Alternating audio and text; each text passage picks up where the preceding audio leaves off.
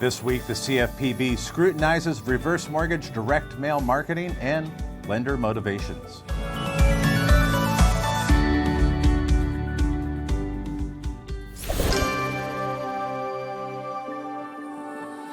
Building relationships is the way Mutual of Omaha has grown into one of the leading financial services companies in the world. Our reverse mortgage wholesale division is proud to carry on this 100-plus year tradition. To your borrowers, a reverse mortgage is more than a transaction.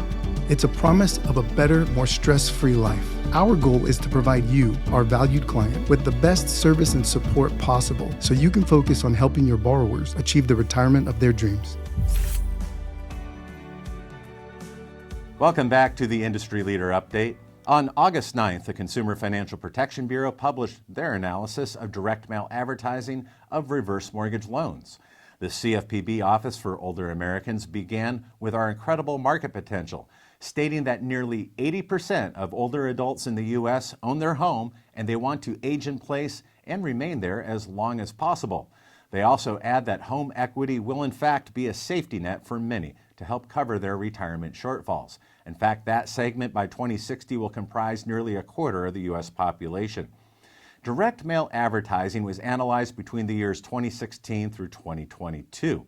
And during those 6 years, the following observations were made.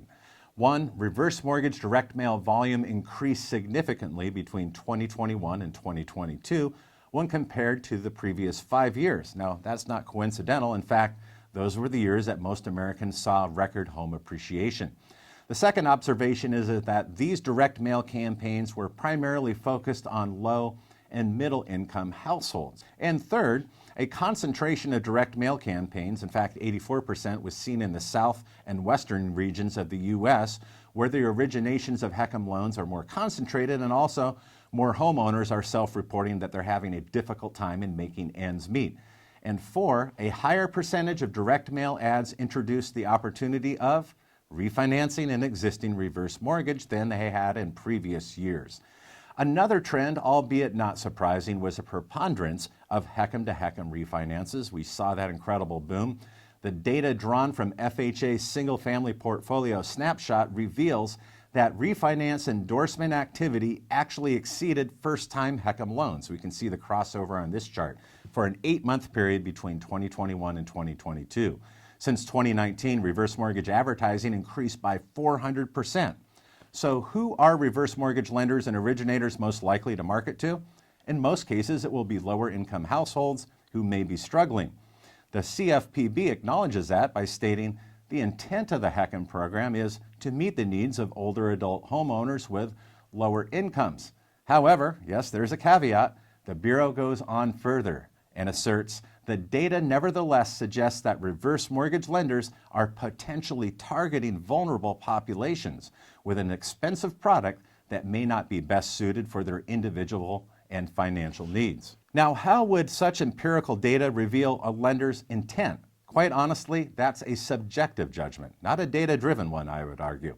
And then the CFPB cites their concern on the increase of advertisements to refinance an existing reverse mortgage, and they allege it suggests that lenders may be targeting existing reverse mortgage borrowers for costly closing costs rather than providing them with a new product that reduces the effect of economic hardship. Again, how does the data reveal the underlying intentions of a lender or an individual?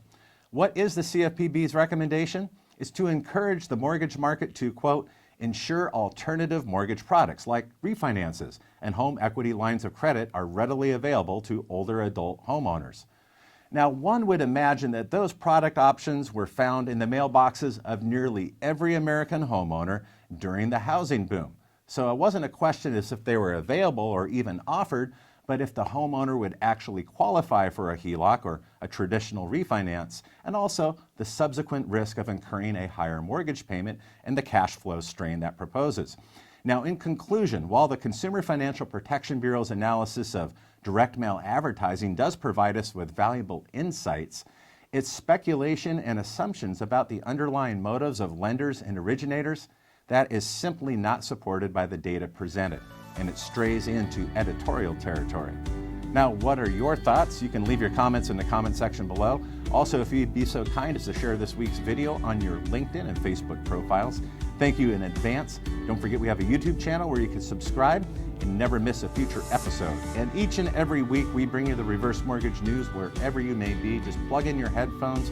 Peckham World Weekly is also now available on Spotify.